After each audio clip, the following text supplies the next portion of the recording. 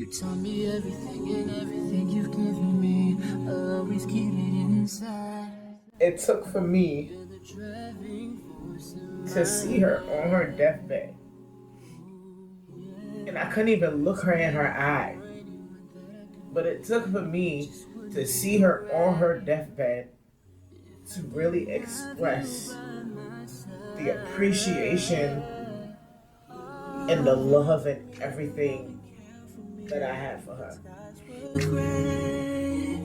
Whenever I was down, you were always there to comfort.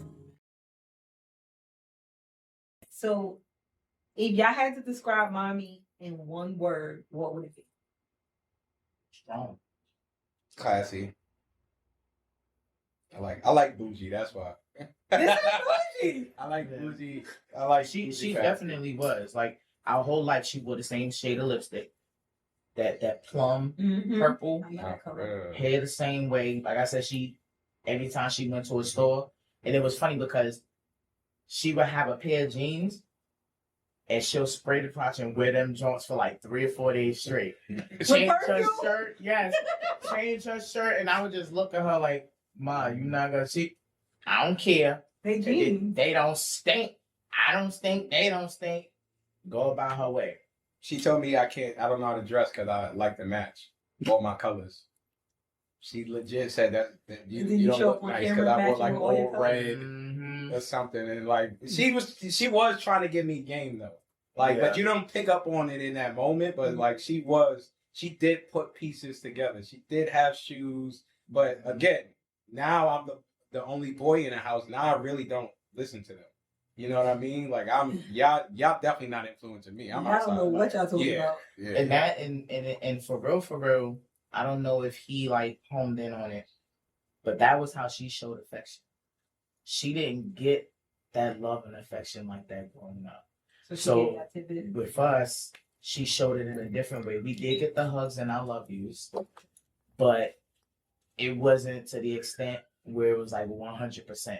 So we didn't get the hugs and I love yous. It was in other ways with things that she would do, things that she would say to us and show us, you know, whenever he would dress up and would look nice, she'd be like, that's my son. You on like popcorn, baby. And she would sing it when she did it. Like my last memory of them two is her singing Cater to You in the living room in the townhouse we had in Maryland. Yeah, that was our last one-on-one memory because she died that December, and she just said, "I'm so proud of you." Because like when we went to Maryland, I was on bad timing, so she died in Maryland. So she knew because we was in a 1-bedroom, and shout out to Krown'd because he saw it. Like only few people could go. I knew she was embarrassed. She was embarrassed, so like she did not want people in that space. It was she had 1, 2, 3. I had 1, 2, 3 that could come in here and like we in and out, right? But the reality was she didn't like that. But when we went down there, we carried the New York energy down there. Now we in Maryland. They like New Yorkers. Now, please, this much attention. Please give it to me. Please, I like this. That's cool. Class? You not going to no class? That's from New York, shorty? Hell yeah. Like, we was going crazy, but we got our shit together because we did so bad. I didn't like embarrassing my mother. Like, you know when your mother is mad when they don't talk to you? She used to break me with that shit, son. Silence. Man. She would go about her day and you don't exist. That shit, the arrest, when I got arrested in Maryland, like she don't like embarrassment because you should know who you are. You know where you come from. Of me. So when we actually said to her, I got suspended out of 10th grade going into 11th. I couldn't even start school. I was suspended. That's how bad we was moving. But we said, Mom, we got you. Yep. We gonna get all of this shit up. We gonna get these grades up. We got you. When she died, we were straight A students. So like she had a bit more closure because she knew we would be all right. But that hug, like we slow dance on my birthday, 16th birthday to Cater to You. Like that was, and she just hugged me and said, I'm so proud of you. Because she didn't see the loss. Where's my dad, kid? I'm relying on the ministry that I used to be a part of. No, she saw a young man starting to make decisions. Because I was heavy in church. church, had a girlfriend, but I was doing things right. Like I wasn't outside no more. It was very calculated, very intentional. But that's why I don't listen to Cater to You by Destiny Child, because it's gonna break me down. But yeah, thank you for that. Your ass was in the kitchen. Yeah. It was my birthday. I'm now to the point where I can listen to it without breaking down. Because I cherish moments like that. Even the days where on the weekends, the Saturdays or the Sundays, we get up, we clean it. We used to have competitions on whose speakers could be the loudest. And she be blasting her Mariah Carey and Whitney Houston, and I be playing my Pretty Ricky and Chris Brown, and then she comes singing, and I'm like, all right, Ma, you got it, hands down. But like when we did have that love and support, like it was amazing. Like I'm not gonna go into full detail, but I went through a situation when I was 14, and like I said, the affection was there, but it was given in different ways. Mm-hmm. But in this particular situation, of which if I would have listened to pops and moms, it wouldn't have happened. But in my mind, I'm like, I'm just getting snacks for me and my brother, preparing for him to come pick us up. When I ended up having to go to the doctor after the ending result behind the whole situation that happened, the way she hugged me and embraced me during that time, like I just melted, like, because we've gotten the hugs and I love you, but it was different. Do you feel like in those moments when y'all got those hugs, like her dancing with you and hugging you, her hugging you in that moment when you needed it, do you feel like because y'all didn't get it all the time, it made it that much special? Yes. Yeah. Definitely. Yeah. Definitely. Yeah. Because she knew, like, it was things that, like, outside of, as kids that you go through when you go to school, when you're out with your friends and stuff, like, she didn't know a lot of that, of what we went through, but just knowing some of the stuff that we seen and witnessed, in home that she's gone through, and her knowing, like, this is not something that I do all the time, that it wasn't just special for us, but it was special for her. And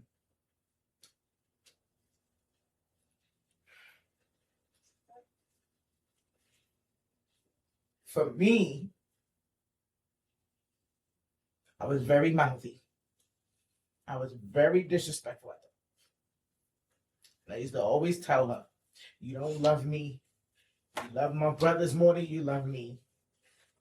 And it took for me to see her on her deathbed. And I couldn't even look her in her eye. But it took for me to see her on her deathbed to really express the appreciation and the love and everything that I had for her. And how much I loved and appreciated, how much that regardless of what we went through, when that man left us for dead, when he left my brother and came to get me, because I feel like he only did that because I was a prize. That's how I felt. Like I was just a prize for this new chick that you bringing in your life, and you wonder why in the beginning that respect for her wasn't there. I had to let her know, like, I understand. I see it. I get it. And we love you for everything. Because if we didn't see that strength through being choked out to where your eyeballs is coming out your head, and you being hit, you being called not just bitches and trifling motherfuckers, not from the man that you laying with, but by his family. And how they dogged you and talked about you, and you still held your motherfucking head up through all of that? Every birthday party, smiling. Through all of that? Yeah, pussy. Even stood in the faces of the fakes, still smiling, still laughing. Like, I got your card. but I ain't fucking with y'all. You know what I'm saying? Queen cut him off. That's it. That part. Queen cut him That's off. what she was showing y'all, that queen strength. Yeah. And it's crazy because I am truly my mother's child. Because exactly how she was, I am. I'm in the medical field. Trying to raise and protect a child from a previous relationship that has potential. You know, trying to get him to see, like, look, you can be you, but be a smart you. You know? And that's how my mother was. You know, and she protected everybody that she loved. But it was fucked up because nobody protected her. Yes. I can understand that. I can understand that. But she never let it hinder her. She just kept going. She kept going. So what would you say the lesson, the lesson, because there's plenty of lessons we learn from our moms and our dads, but what is the lesson you believe your mother left? Well, one thing she always told me is it don't always pay to be nice. So I pick and choose who I let in. I pick and choose who I choose to fight for and who I choose to fight with. Yeah, I think it would have to resonate with that because I think those boundaries equal self-love. Yeah. Like I think she still found a way to value herself. And the context is our parents are older, right? So they were 33, 34 in the 80s. You know, so they lived already. They lived through 20s. They lived. So they not hearing none of that young people shit. They don't care about Timberlands and Jordans and so these shoes that I brought you. yeah, like my father died. Like her story is her father died and her mother abused her. Like you're gonna get what I give you, right? Because I'm here. Yeah, but it was so much more because she didn't. With people with similar stories, mothers was less affectionate. Again, I was the baby. My experience was I got everything I wanted, even in the bad. Like I had even because I'm the keep up with the Joneses guy. So I wasn't even inviting people over. Y'all can't see us live like this because they gave us everything, Ty. Like we were this staple house. So you put us. I was born on a stage. Like I was born on a pedestal, and like it just got swept away because of all of these different things. But that equates to like life is gonna life anyway. People are gonna people anyway. You gotta love you and take care of your business, right? And like that again, don't take care of it in a way where you lose yourself. Because I would have loved to see her live a little more. She did thrifting, movies, solo dates. These are the things that I do now. Thrifting, solo dates. Like she did these things. She took us on dates one by one, collectively. We Red Lobster, Sizzler. I love how we eat now, fam. The village eats a certain way because we were introduced to eating good. So we was at this steakhouse, right? And I don't know. I guess it had to be one of the favorite places that we would go to because Pops always took us there. And there's one particular time, mind you, my mother would drink half a Heineken. She's lit like she bucked the bottle by herself. I kid you not. I watched her fall into a trash can from being lit off a half a Heineken. Okay? Half a Heineken. Because she wasn't a drinker. Right. But this particular day, she decided to have 2 Long Island iced teas. Drank both of them, stood up and started singing, had a standing ovation in the end. The whole restaurant stood up and started clapping, and then she's just smiling, and I'm like, yeah, she was okay, Ma. All right. Why you order a Long Island every time we go outside? She's missing the key part. My father proposed that night, and she said no. That's why I ordered the Long Island. It's a strip. It's stripping that. She said no in front of all of us, in front of that whole restaurant. She said we'll talk. She said we'll talk later. Boy, I never in my life seen that much strength. What? In my mind, I'm pissed. You know I'm mad. Like, why are you saying no? They got more information than me. Again, baby. Right. Why wouldn't you marry my father? Now I'm pissed. She's holding this ring. She took the ring. Mm-hmm. She's holding the ring in her Bible. the resentment from my She never perspective. wore it. She never wore it. But You my were right. perspective, our lives were never the same after that night. The resentment he built, it was a fucking. He hated her. It was a rat. But when she said no, she didn't. That's the moment you don't choose your kids. Yeah, And you choose you. Mm-hmm. Best decision ever. Now We don't know. And Kenny, I'm not saying like he's a human being that is flawed. So I'm not throwing him under the bus. This is a season of his life that he was fresh home from prison. I can't make excuses. But again, I'm your child. I don't know what you're going through. As a 35-year-old with 4 kids, 2 you didn't raise because you spent 15 years in prison. I don't know what's in your mind.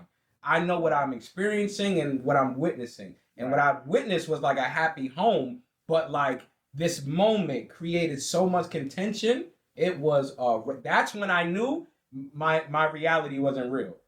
Cause nothing pointed to me for her to not say no. Oh, Ma, you took a couple chokes, but I'm 5. Like I thought, I don't know no better. Maybe this how y'all love each other. But nah, when she chose herself, I said I'm getting this drink for the rest of my life. What do I always order? No matter where we go, Long Island, in honor of my mother, because she had enough courage to be honest and not say, let me stay for the kids.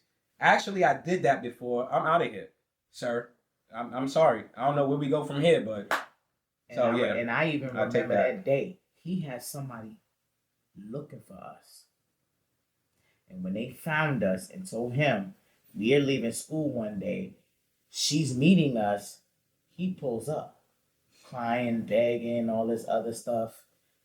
And the first thing she did was look at us. When she first took me back. That's when she chose y'all. Yeah, when we were younger. Because I was bad. I got bad. I got bad. You know the typical. We left Maryland because of him the typical.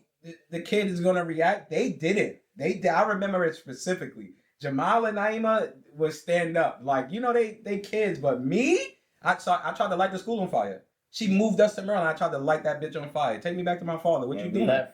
And then she took him back, and then we started building a life together. But once Jamal came, it was good. But that's my biggest learning lesson. Scratch everything. Stand up for yourself.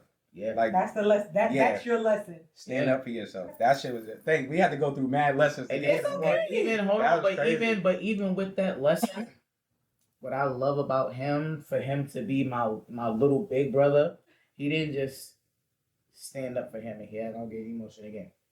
He stood up for me. Because even during high school, when we was in Springfield, when people was like, oh, we gonna do this and that, and I'm standing here because I was a little bitch. I ain't gonna lie. I ain't like to fight. Unless you was fucking with my brother or talking about my mother, we not doing that. But when people was trying to come at me, my little big brother was like, nigga, try that shit. I'm gonna fuck you up. I had an extensive and they backed off. Mind you, him being in a popular group. Yes. Everybody. Yeah. Was a particular set of skills. And it worked. Every time. They left me alone. Don't. First of all, we embarrassed our mother.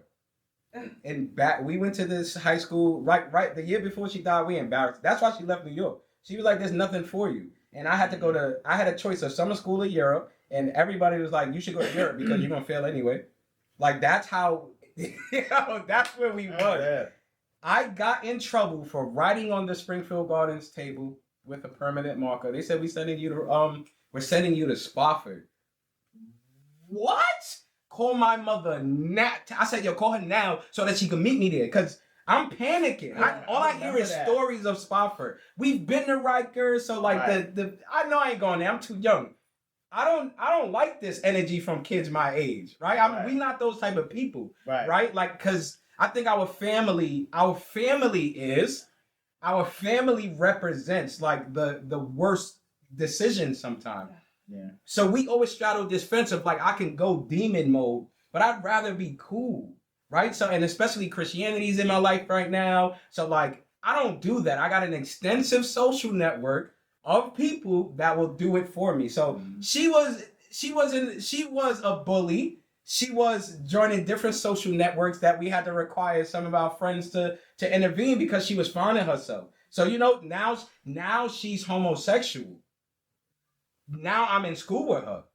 So the jokes that we would make amongst ourselves, oh, your sister's gay, your sister's a boy, ha ha ha. I think it's, I don't want to look crazy in front of our cousins. They not funny no more.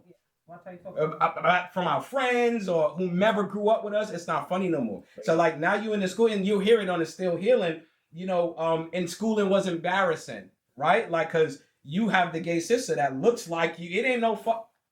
The twin thing come from that season because now you're in this school and you're a Christian, right? I'm openly Christian a fake Christian teenager versus like your sister's navigating this life and like we're in this school causing hell. So I write on the school table, I get suspended. Mommy's on the way to the school. I get jumped.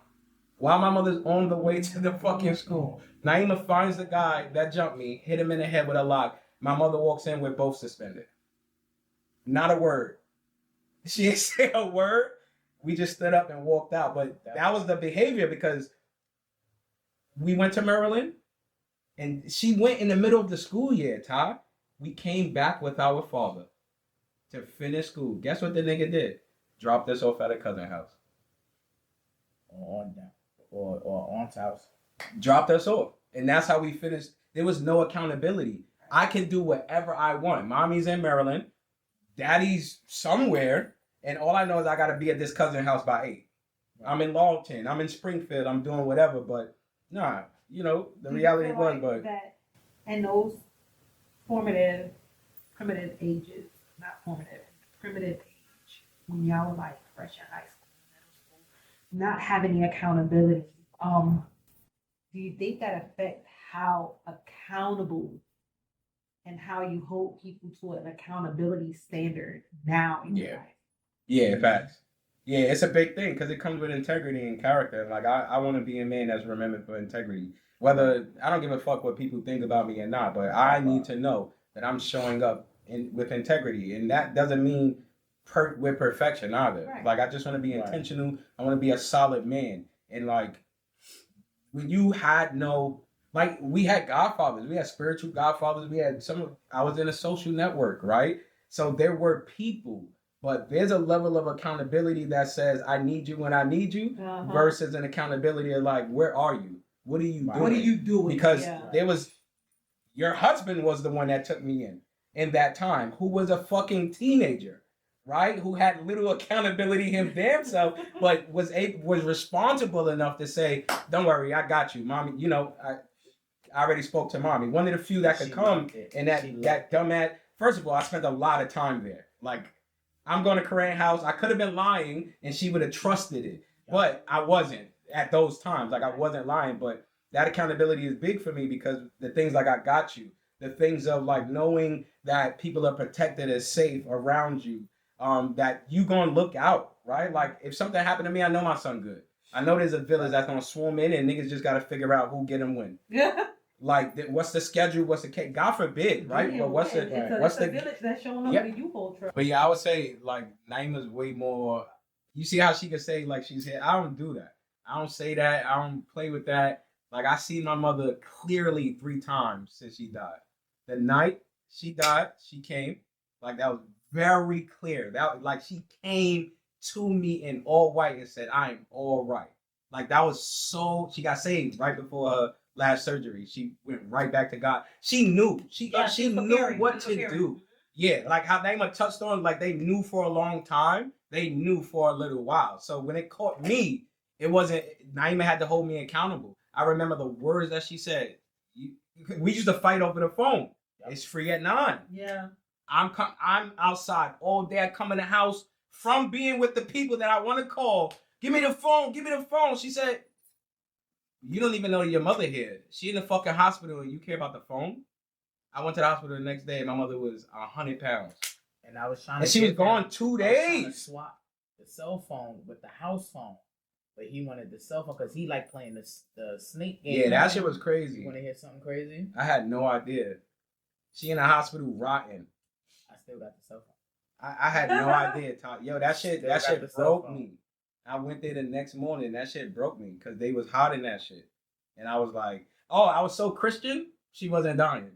So that put a strain on my relationship with God. What? You couldn't tell me my mother wasn't getting healed. You couldn't tell me she already beat this? And I know this God now at 15 years old, deacon and training. Like, I know this God.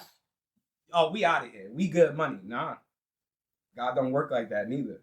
So it's like, you really get a crash course when you lose your covering.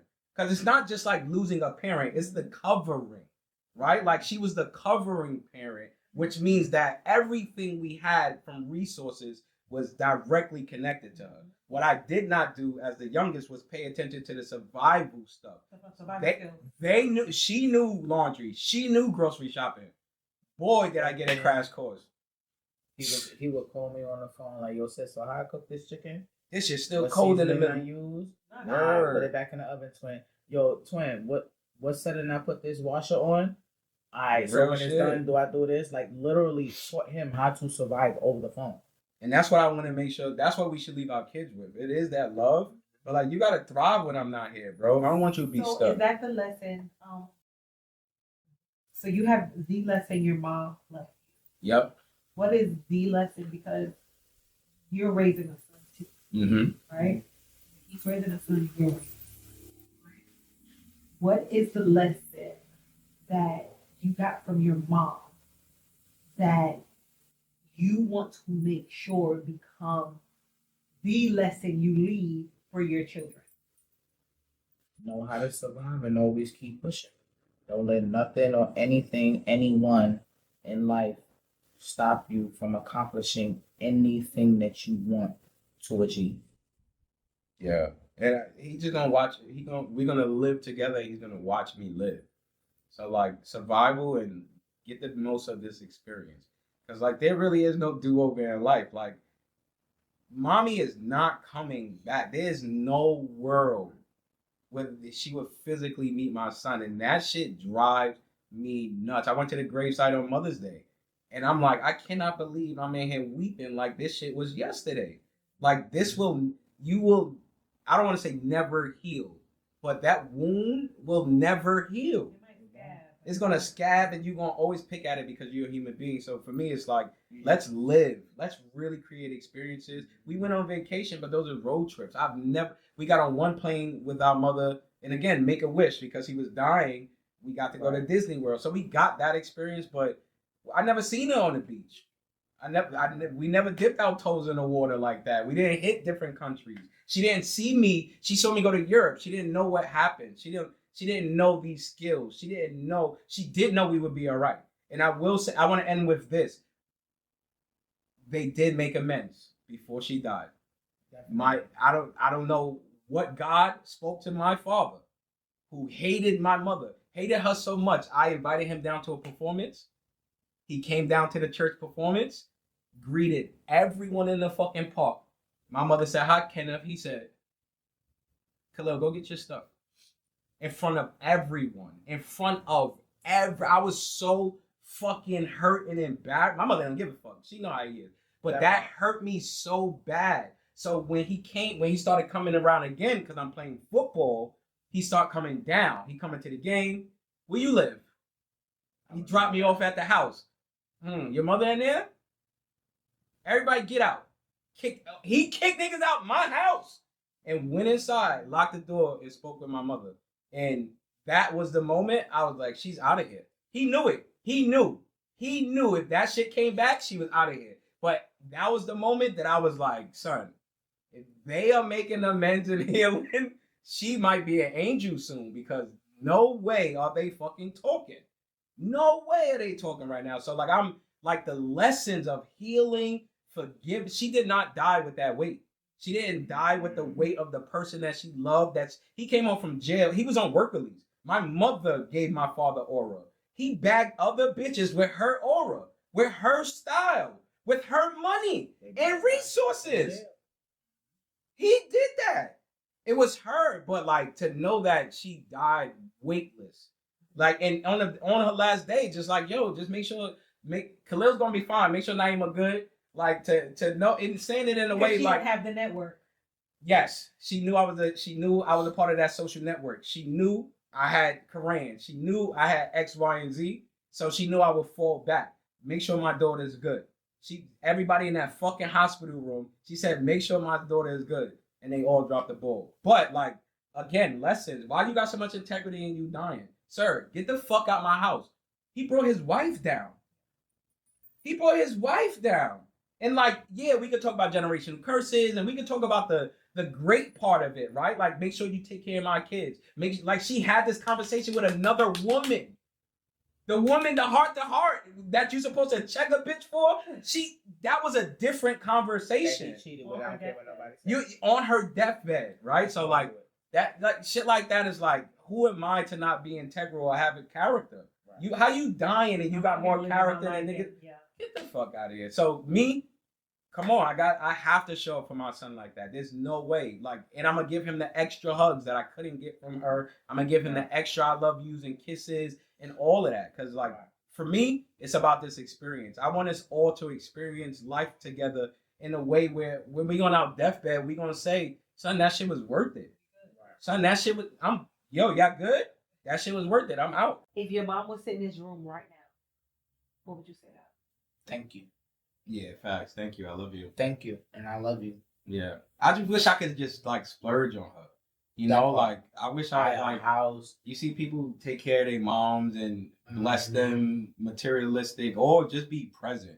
And like not being able to do that is lame, but like putting that energy into my son's mom is important. Because she checked me one year too. It was just like, yo, I'm here. You know, and it's a friendly nudge of like, you don't have to stay in this gloom. Right. Like there's a different, like, celebrate, right? You don't have to be in depression, right? You can just celebrate. Go see her. Go get the flowers. Take our boy. Like things like that. So yeah, I would just say thank you. I love you. Yeah, facts. I'm sure she would be. I'm sure she would be proud of us. You know how people say, you know, your mother would be proud. What do you think she would say to y'all in the life y'all in now? Nigga, I love you and I'm proud of you. I think I would get a few niggas like, nigga, you made some decisions.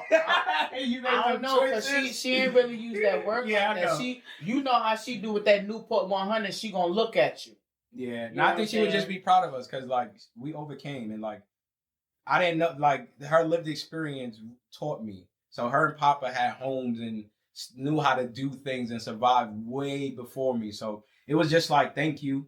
And now we're going to do this together. So to the moms watching, to the people that lost their mom, like it does work out. And it's okay to still heal. As long as you healing.